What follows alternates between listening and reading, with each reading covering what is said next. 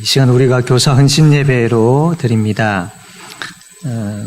교사들이 우리 아이들을 어떻게 섬겨야 하고 또 맡기신 반들을 어떻게 잘 관리해야 될지에 대한 부분들은 아마 이 시간 후에 우리 교사 교육대에 아마 구체적으로 이렇게 우리 교사들에게 가르쳐질 줄로 압니다.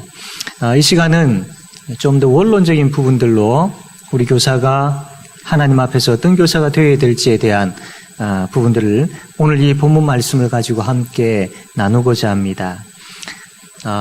이스라엘의 첫 번째 왕이 누구입니까? 사울이죠. 두 번째 왕이 다윗, 세 번째 솔로몬입니다. 솔로몬 이후에 이스라엘 나라가 어떻게 나누어집니까? 북쪽 이스라엘과 남쪽 유다로 나누어지죠. 지도 한번 보여주시겠습니까? 이 지도에 보면 여러분 잘 보이시는지 모르겠습니다. 이렇게 빨간 선으로 이제 구분을 해놨는데 저 밑에 쪽에 유다 지파가 있고 그 바로 위에 베냐민 지파가 조그맣게 있습니다. 이 베냐민과 유다 지파가 남쪽 유다이고 나머지 10개의 지파는 북쪽 이스라엘 지파가 되겠습니다. 그렇게 남쪽 유다와 북쪽 이스라엘로 나누어졌습니다. 나라가 이렇게 나누어지니까 왕도 두 명의 왕이 되겠죠. 북쪽 이스라엘의 왕이 누구겠습니까? 여로보암이고 남쪽 유다 왕은 누구겠습니까? 르호보암이죠. 남쪽 유다 왕은 솔로몬의 아들이 왕이 되어진 것입니다. 이 나라가 이렇게 이제 나누어지게 되었습니다. 이렇게 나라가 나누어져서 이제 이렇게 역사가 진행되어져 가는 가운데에 북쪽 이스라엘 여로보암 왕에게 큰 고민거리가 생겼습니다. 그 고민거리가 뭐냐면 지금 지도에 보면 남쪽 유다와 북쪽 이스라엘로 나누어져 있는데 예루살렘 성전이 어디에 있느냐, 이게 참 중요합니다. 예루살렘 성전이 어디에 있겠습니까? 여러분 잘 보이시는지 모르겠지만 이 예루살렘은 남쪽 유다 나라에 있습니다. 특별히 예루살렘 성전이 남쪽 유다에 있다는 게 왜 중요했냐면, 왜 문제가 되었느냐면, 북쪽 이스라엘 나라에 왜 문제가 되었느냐면 하나님께서 남자들은 1년에 3번씩 하나님 앞에 나와야 했던 겁니다. 하나님 앞에 이 예루살렘 성전에 와서 하나님 앞에 제사를 지내야 했던 것이죠. 그러니까 북쪽에 있는 모든 그 백성들이 남쪽 유다로 가지 않겠습니까? 그 제사 지내기 위해서 가는 겁니다. 여러 번 남쪽 유다로 왔다 갔다 하면서 그 백성들이 우리 저 북쪽 이스라엘 여로보암 왕 없애야 되겠다라는 생각을 가지고 없애버린다면 이 북쪽 이스라엘 나라 왕, 북쪽 그 이스라엘 여로보암 왕에는 큰 문제인 것이죠. 두려움이 생겼던 겁니다. 그래서 북쪽 이스라엘 여로보암 왕이 뭘 했느냐면 이 예루살렘 밑에 남쪽 유다에는 예루살렘 성전이 있는데 북쪽 이스라엘에는 없으니까 하나의 신상을 모시는 제단을 만들었던 겁니다. 그게 어디냐면 눈을 크게 한번 뜨고 보시면 그 북쪽 이스라엘 저 밑에 쪽에 베델이라는 에브라임 지파가 있는데 그 에브라임 지파에 보면 저기 남쪽에 베델이라는 지역이 있습니다. 그리고 저기 꼭대기 북쪽에 보면 단이라는 데가 있습니다. 그래서 이 여로보암이 그 제일 남쪽에 베델에 금송아지 신상을 하나 만들어 놓고 제일 위쪽에 북쪽에 단이라는 곳에 금송아지 신상을 만들었습니다. 두 군데를 만들어 놓고 자, 북이스라엘 백성들아 들으라. 너희들이 이제는 예루살렘 성전에 갈 필요가 없다. 우리를 애굽에서 인도해낸 신이 바로 이 금송아지 신이다. 그래서 이 베델과 단에 가서 제사를 지내면 된다라고 이렇게 선포를 했던 겁니다. 그래서 이 여로보암 왕 때문에 이 북이스라엘 백성들이 단과 베델에 가가지고 금송아지 앞에 절을 하고 우상을 숭배하는 그런 일들이 벌어졌던 겁니다. 그러나 반대로 남쪽 유다의 왕들 르호보암, 또 그 르호보암을 이어서 아비야를 이어서 아사, 오늘 이제 우리가 본문 보게 되어지는 데는 아사 왕인데, 이 왕들이 하나님을 그래도 잘 섬겼습니다. 바르게 섬기려고 했습니다. 특별히 아사 왕 같은 경우에는 참 하나님을 신실하게 바르게 섬기려고 했습니다. 한 예를 들면 구스라는 나라가 남쪽 유다를 침공을 합니다. 그때 100만 군사를 거느리고 300거병을 거느리고 침공을 합니다. 100만이라는 숫자가 말이 100만이죠. 어마어마한, 그 당시에는 어마어마한 숫자입니다. 그때 남쪽 유다의 군사가 한 58만 되었습니다. 2배 가까이 되지요. 이 전쟁은 뻔하게 전쟁해봐도 이거는 질게 뻔한 전쟁이었습니다. 그런데 그때 이 아사왕이 어떻게 하느냐면 역대하 14장 11절 보면 이 상황에서 아사왕이 한 게 있습니다. 제가 읽겠습니다. 14장 11절에 아사가 그의 하나님 여호와께 부르짖어 이르되 여호와여, 힘이 강한 자와 약한 자 사이에는 주밖에 도와줄 이가 없사오니 우리 하나님 여호와여, 우리를 도우소서. 우리가 주를 의지하오며 주의 이름을 의탁하옵고 이 많은 무리를 치러 왔나이다. 여호와여, 주는 우리 하나님이시오니 원하건대 사람이 주를 이기지 못하게 하옵소서. 아사왕이 하나님 앞에 기도하고 있는 내용인데, 이 기도 내용을 보면 철저하게 하나님 의지하고 있는 그 모습을 보게 되어집니다. 이 100만이라는 군대 앞에서, 질 수밖에 없는 전쟁 앞에서 하나님 앞에 납작 엎드려서 철저하게 하나님의 도움을 구하고 있습니다. 그냥 하나님의 도움을 구하는 것이 아니고 하나님이 하시면 이깁니다. 하나님이 하시면 승리합니다라는 확고한 믿음을 가지고 하나님 앞에 기도하고 있는 모습을 보면 얼마나 믿음이 참 대단합니까?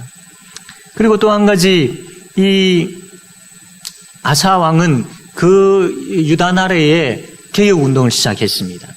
아직 남아있는 우상들이 있었는데 이 우상들을 모조리 다 없애버렸습니다. 그리고 이 예루살렘 성전이 좀 많이 낡았습니다. 그래서 예루살렘 성전을 다시 아주 좋게 수리를 했습니다. 그리고 모든 백성들을 불러 모아놓고 우리는 오직 하나님만 섬기는 백성이요 라고 하면서 하나님 앞에서 서약식도 행하였던 것이죠. 참 이렇게 하나님 앞에 잘 섬기다 보니까 아사왕이 35년, 아사왕 된 지 35년 동안 이제 전쟁이 없었던 거예요. 하나님의 은혜이지요. 그러던 가운데 이제 아사왕이 36년째 통치할 때가 되었는데, 그때 북쪽 이스라엘이 남쪽 유다를 침공해 옵니다. 침공해 와가지고 어떻게 했느냐면, 북쪽 이스라엘이 이제 침공하면서 남쪽 유다 베냐민 지파에 속해 있는 라마라는 이 성읍이 있습니다. 이 라마라는 성읍을 점령을 합니다. 그리고 이 성읍을 이제 요새로 딱 만들어 버립니다. 그게 역대하 16장 1절에 나와 있는데, 우리 역대하 16장 1절 우리 다 같이 한번 읽어보겠습니다. 역대하 16장 1절입니다. 다 같이 한번 읽겠습니다. 시작.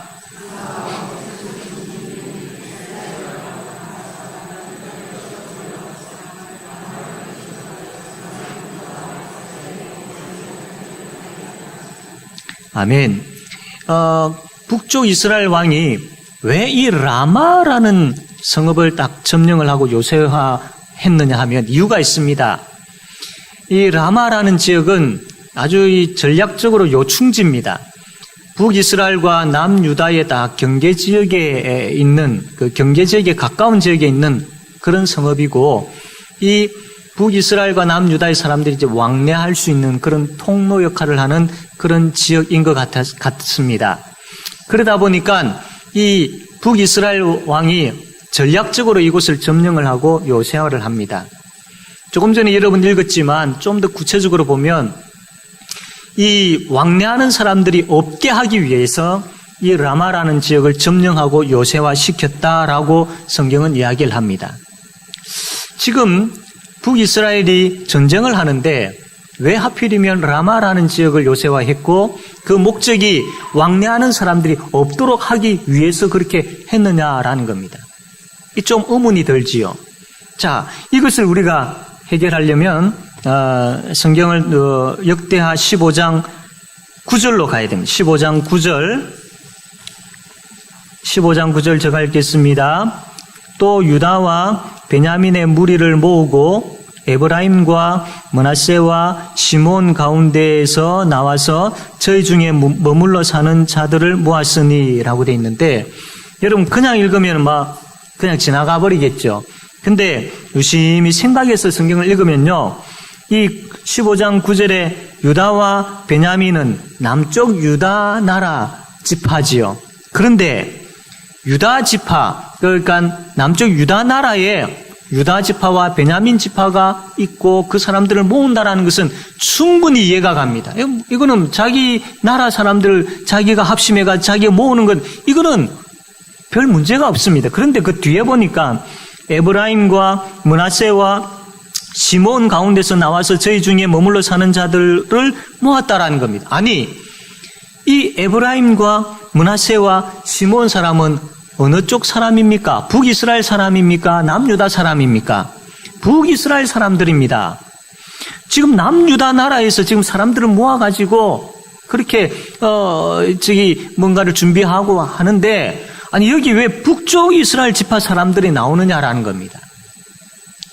왜냐하면 그 당시에 남쪽 유다에 북쪽 이스라엘 사람들이 와가지고 살고 있었던 겁니다. 북쪽 이스라엘 나라의 사람들이 라마라는 지역을 통과해가지고 남쪽 유다에 와가지고 많이들 살고 있었습니다. 이 숫자가 점점 많아지고 이게 북쪽 이스라엘 사람들에게 영향을 미치니까 이 북이스라엘 왕이 이거 안 되겠다 싶어가지고 전쟁을 하면서 제일 먼저 라마를 점령을 하고 딱 통제를 시켜버립니다. 더 이상 북쪽 이스라엘 사람들이 남쪽으로 내려오지 못하도록 막아버린 것이지요. 자, 그렇다면 아니 북이스라엘이 아무리 봐도 넓은 땅이고 또 북이스라엘 거기에서 이 지파 사람들이 그 땅을 분배받아가지고 평생토록 그들의 조상 때부터 평생토록 거기에 살아왔기 때문에 이제 터전이 잡히고 안전하게 잘 살도록 되어 있는데 왜 그런 것들을 다 포기해버리고 남쪽으로 내려왔느냐라는 겁니다. 그 이유가 뭘까요? 그냥 북쪽 이스라엘 편하게 노후 보장 받으면서 잘 살면 되는데 이제 안정이 되어지고 밭이 있고 일터가 있고 또 다복하게 가정을 이루어서 편하게 그렇게 살면 되는데 그거 다 내팽개치고 포기해버리고 왜 남쪽으로 와가지고 그렇게 살았을까요? 오히려 남쪽으로 오면 다시 시작해야 됩니다. 다시 또 자기들이 살 터전을 마련해야 되고 집을 지어야 되고 일터를 찾아야 되고 또 가정을 꾸려가야 되고 이게 얼마나 힘든지 여러분 잘 아시지 않습니까? 그럼에도 불구하고 남쪽으로 내려온 겁니다. 다 알면서도 왜일까요? 그 이유가 역대하 15장 9절 하반절에 나와 있습니다. 우리 15장 9절 말씀 역대하 15장 9절 다시 한번 우리 다 같이 한번 처음부터 한번 읽겠습니다. 자, 시작.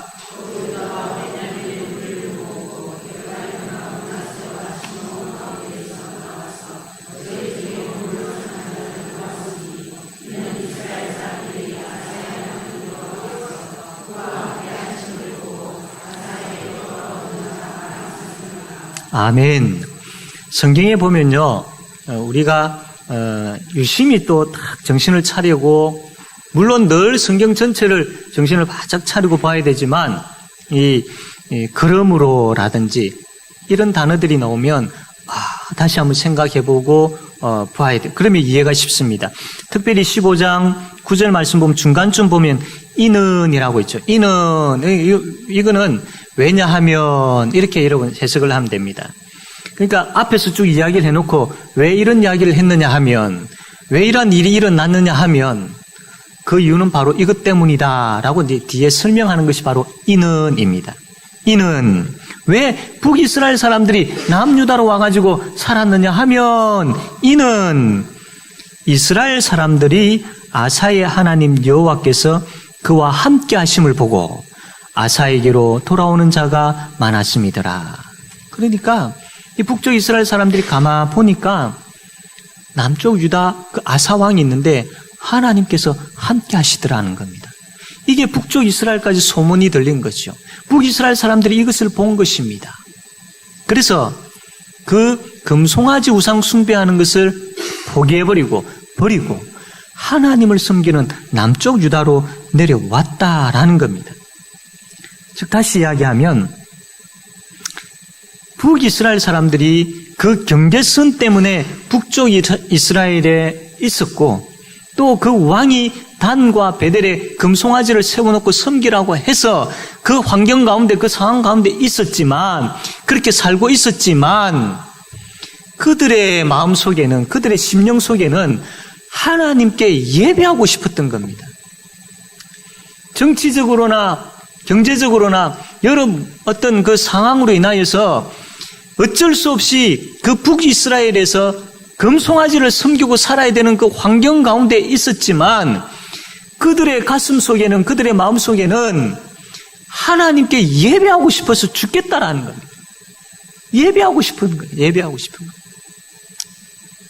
그 마음이 이 북쪽 이스라엘 사람들 마음 속에 있었던 겁니다. 그런 가운데 소문이 들립니다. 봐라, 저 남쪽 유다에는 하나님 앞에 예배한다더라. 저 남쪽 유다의 사람들은 정말로 기뻐 즐거워하면서 예배한다더라. 부러워하는 거예요. 너무 부러운 거예요. 금송아지 신상 앞에서 정말로 찝찝하고 절할 수도 없고 또 안 하자니 이게 좀 눈치 보이고 여러 가지 어떤 그 상황에서 고민스럽게 살고 있는데 남쪽 유다에는 마음껏 하나님 앞에 예배한다더라. 그것도 진정으로 하나님 앞에 예배한다더라. 이 소문이 들린 거예요. 그래서 모든 것 다 내팽개치고 하나님 앞에 예배하기 위해서 남쪽 유다로 내려왔던 겁니다. 그래서 이 남쪽 유다에 에브라임과 므낫세와 시므온 지파 사람들이 있었던 겁니다. 오늘 이 말씀을 통해서 우리는 두 가지를 생각해 볼 수 있습니다. 특별히 우리 교사들이 염두에 두어야 할 두 가지 사실이 있습니다. 하나는 어느 시대든지 예배를 사모하는 사람들이 있다라는 겁니다. 우리가 세일의 새벽기도 하면서 어느 말씀을 보았지요? 룻기 말씀을 보았습니다. 그 룻이 어느 지역의 사람이었습니까? 모압 여인이었습니다. 모압에서 잘 보장되어져 있는 삶들이 있음에도 불구하고 그거 다 내려놓고 그 시어머니를 따라서 베들레헴으로 왔습니다. 온 이유가 무엇입니까? 시어머니를 끝까지 복양하기 위한 며느리로서의 어떤 책임감 때문입니까? 아닙니다. 하나님 때문입니다. 하나님께 예배하고 싶어서, 하나님 섬기고 싶어서. 모압은 이방 우상 숭배로 가득한 나라이지 않습니까? 그것이 진리가 아님을 알았기에 하나님 예배하고 싶어서 그 모든 것 다 버려놓고 이 시어머니를 따라서 베들레헴으로 온 것입니다. 하나님 때문에, 하나님 때문에.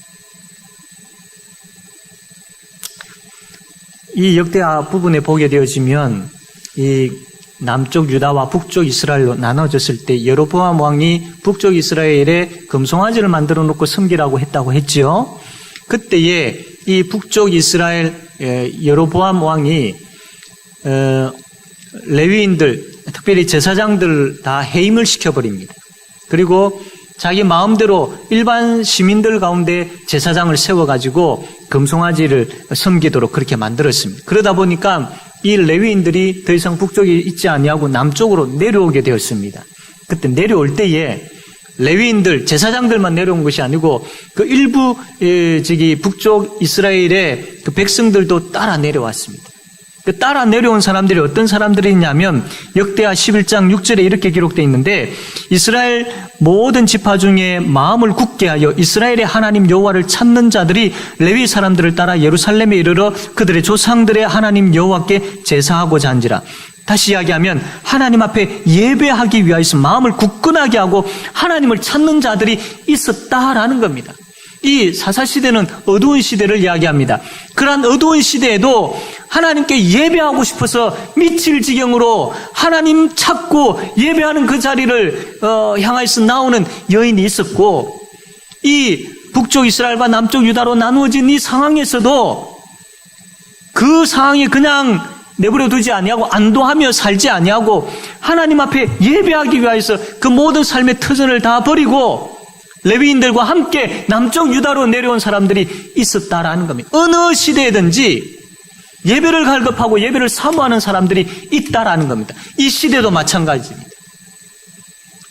지금 우리 제5영도교회 주일학교도 마찬가지라는 겁니다.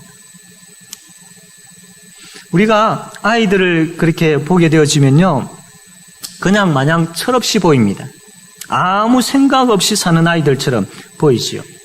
말씀보다는 핸드폰을 좋아하고 또 예배보다는 친구 만나는 것을 좋아하는 아이들입니다. 그렇습니다. 아이들이 다 그렇지요. 그런데요, 우리 교사들은요, 그것만 봐서는 안 됩니다. 그것만 봐서는 안 됩니다. 교사들은 그 아이들의 심령 내면 속에 갈급해하고 있는 것을 볼 수 있어야 됩니다.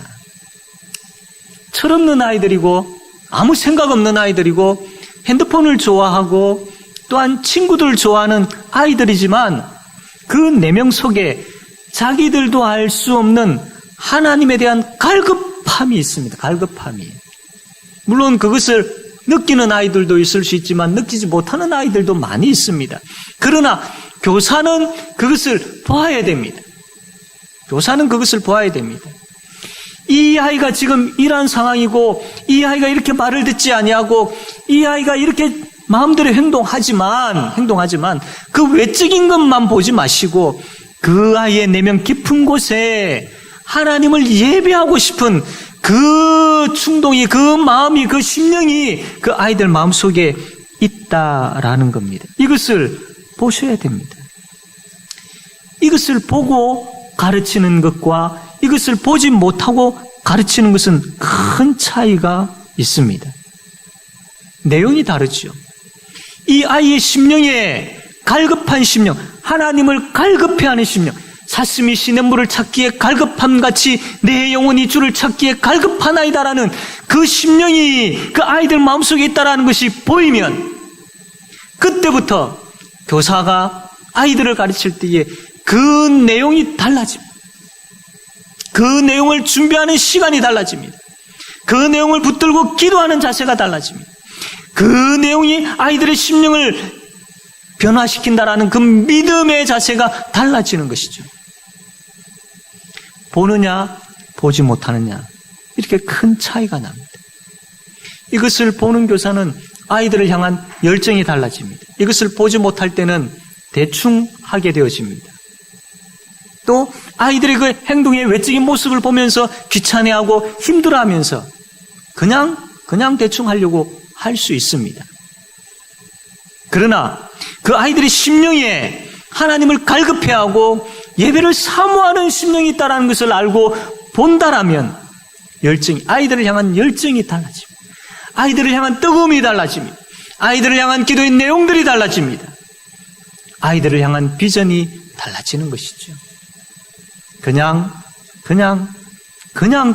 아니라 정말로 하나님께서 나에게 맡기신 이 기간 동안 정말 주께서 역사하시고 주께서 이 아이들을 만지심으로 인하여서 이 아이들이 변화되어지고 이 아이들이 하나님 나라를 세우는 일꾼들로 세워진다란 이게 단순한 구호나 단순한 그냥 말로만 내 머릿속에 왔다 갔다 하는 것이 아니라 내 귀 속에 들어왔다 나가버리는 것이 아니라 내 가슴에 새겨지게 되어지고 그 책임을 가지고 아이들을 볼 때 아이들을 향한 열정이, 아이들을 향한 그 뜨거움이 달라진다라는 겁니다.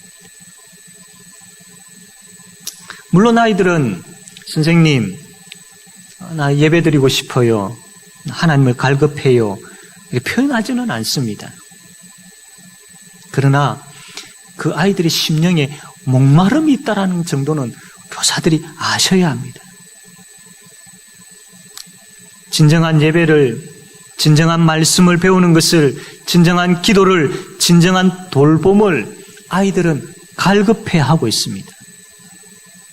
아이들을 그 마음속에 있는 이것을 본다면 다르겠죠.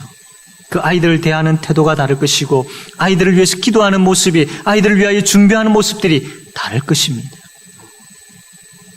여러분, 이게 보여야 됩니다. 이게 보여야 믿음의 역사가 일어남으로 인하여서 이 아이들의 삶이 변화되어진다는 확신이 생깁니다. 이게 보여야 사랑의 수고를 기꺼이 기쁨으로 행하게 되어집니다. 억지로가 아니라 자원함으로. 정말로 이 아이들에 대한 그것이 눈에 보이는 교사들은 정말 기꺼이 미리미리 준비하고 미리미리 나와서 아이들을 챙기고 하나라도 더 아이들에게 가르치려고 하고 아이들을 하나라도 더 돌보려고 하고 챙기려고 하게 되어지는 그 마음이 생긴다라는 겁니다. 뿐만 아니라 이 아이들이 변화되어지고 이 아이들이 성숙되어지기를 소망의 인내를 가지고 기다리게 되어진다라는 겁니다. 우리 제5영도교회의 교사들이 이 아이들의 심령 속에 목말라하고 갈급해하는 하나님을, 예배를 목말라하고 갈급해하는 것을 봄을 통하여서 믿음의 역사가 일어나고 사랑의 수고가 일어나고 소망의 인내가 충만하게 되어지는 교사들이 다 되어지기를 바랍니다. 또 한 가지 우리가 알아야 될 사실은 진정한 예배가 있는 곳에 아이들은 모이게 되어 있습니다. 아이들이 오고 싶어하는 교회가 어떤 교회이겠습니까? 시설이 잘 되어 있고 좋은 프로그램이 있고 많은 친구들이 있으면 아이들 모을 수 있습니다. 또 아이들 오게 되어 있습니다. 이러한 이유들 때문에 오는 아이들도 많이 있습니다. 그런데 이것만 가지고 교육을 한다면 이건 참된 교육을 할 수 없습니다. 만약에 교사가 여기에만 치중한다면 교사로서의 역할을 다하지 못하고 있는 것이죠. 앞에서도 이야기했지만 아이들의 심령에는 예배를 갈급함이 있습니다. 그러니까 예배 가운데 임재해 계시는 그 하나님을 경험하고 그 하나님으로 인하여서 어찌할 바를 알지 못하고 눈물로서 기도하고 그 하나님의 만남을 통하여서 그 예배가 뜨거워 있는 그런 예배를 아이들은 갈급해하고 있습니다. 갈망합니다. 많은 아이들이 이 부분들에 있어서 우리 교사들 보기에는 이러한 것들이 그 아이들 마음속에 있겠나? 이러한 것들을 아이들이 사모하겠나? 이러한 것들이 언제쯤 우리 아이들에게 나타나겠나? 그렇게 생각하기 쉽지만 그러나 여러분, 성령 하나님께서 이 아이들을 구원하셨고 성령 하나님께서 이 아이들을 만지고 계시고 성령 하나님께서 이 아이들을 지금 인도하고 계십니다. 그 성령 하나님께서 못하시겠습니까? 실제적으로 아이들 수련회라든지 이렇게 가보면 정말로 눈물로 기도하는 아이들이 있습니다. 또 학교마다 이렇게 방문해 보면 자기들끼리 모여가지고 기도 그룹을 만들고 그 작은 점심시간 때 쪼개가지고 그들이 모여가지고 하나님 앞에 기도하고 외치고 그런 아이들이 있는 거예요. 진정한 예배를 사모하는 아이들이 있다라는 겁니다. 그 진정한 예배가 있는 곳을 향하고 싶어하는 그 아이들의 마음들이 있다라는 겁니다. 좀 더 직설적으로 이야기를 한다면 여러분, 우리 아이들이 어떤 교사를 원하겠습니까? 어떤 교사의 아이들이 모여들겠습니까? 우리가 읽었지만 역대하 15장 9절 말씀 보면 정말로 하나님 앞에 예배하고 하나님을 바르게 섬기는 그 아사, 하나님께서 이 아사와 함께 하셨다라는 그 소문을 들었던 북이스라엘 사람들이 아사에게로 모여드는 것을 보지 않습니까? 교사가 하나님 앞에 깨어 바로 서 있을 때 아이들은 모이게 되어 있습니다. 예수님께서 베드로에게 너가 나를 사랑하느냐 질문했죠. 내가 주님 사랑합니다. 내 양을 먹이라 치라 라고 했지 않습니까? 예수님께서 베드로야 너가 나를 사랑하느냐 라고 질문했을 때 베드로가 글쎄요 미지근하게 대답을 했다면 예수님께서 너 내 양을 먹이라 내 양을 치라 라고 말씀하지 않으셨을 겁니다. 주님을 사랑하는 자만이 양들을 사랑할 수 있습니다. 교사가 뜨겁게 주님을 사랑하고 주님 앞에 바로 서 있을 때에 그 교사는 진심으로 맡기신 영혼들을 사랑할 수 있고 돌볼 수 있습니다. 형제를 사랑하지 않으면서 하나님을 사랑한다는 것은 거짓말하는 것이라고 했죠. 동일하게 하나님을 사랑하지 아니하면서 형제를 사랑하는 것 역시 거짓말입니다. 맡기신 영혼들을 사랑하지 않으면서 하나님 사랑한다는 것이 거짓말인 것처럼 하나님 사랑하지 않으면서 맡기신 영혼 사랑하고 있다는 이것 또한 거짓말이라는 겁니다. 사랑하는 교사 여러분 어떻습니까? 진정으로 주님 사랑하고 주님 앞에서 올바른 예배자로 뜨거운 예배자로 정말로 성령과 진리로 예배하는 바로 그 예배자로 예배 가운데 임재해 계시는 하나님을 경험하는 바로 그 예배자로 애통하며 회개하는 심령을 가지고 예배드리는 바로 그 예배자로 하나님 앞에 바로 서 있습니까? 그러면 하나님께서 여러분에게 맡기신 그 영혼들을 진심으로 그 영혼들을 향하여서 정말로 보살피고 섬기고 가르치고 기도하고 하게 되어 있는 것입니다. 아이들은 그런 교사를 사모하고 그런 교사를 향하여서 나아가기를 원하고 그런 교사가 있는 곳에 가기를 원한다라는 겁니다.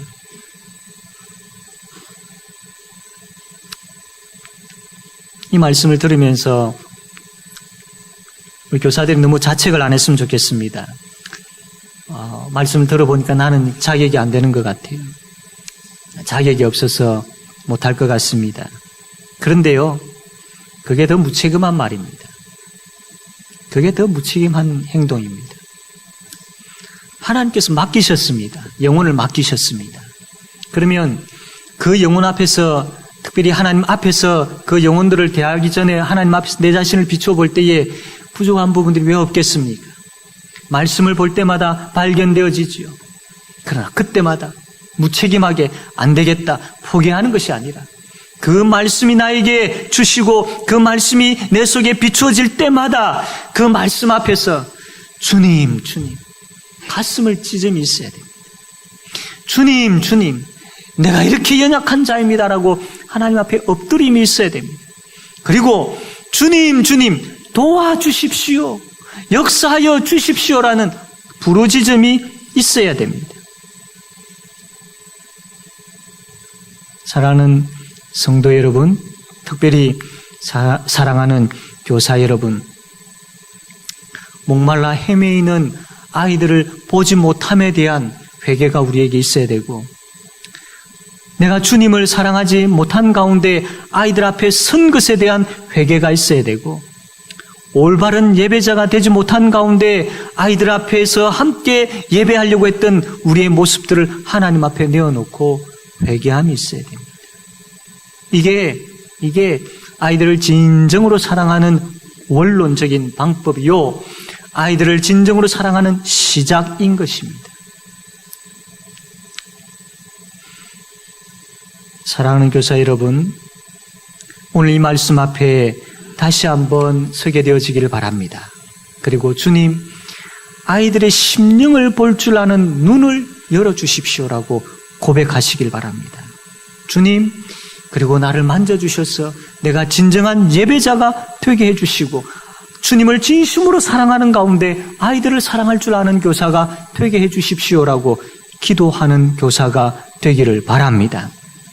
이러한 기도 제목이 저와 여러분의 기도 제목이 되기를 바라고, 이러한 기도를 하나님 앞에 부르짖으며 하나님 앞에 한 발자국 한 발자국 나아가고 아이들에게 한 발자국 나아가게 되어질 때에 주께서 여러분의 반을 부응시켜 주실 줄로 믿습니다.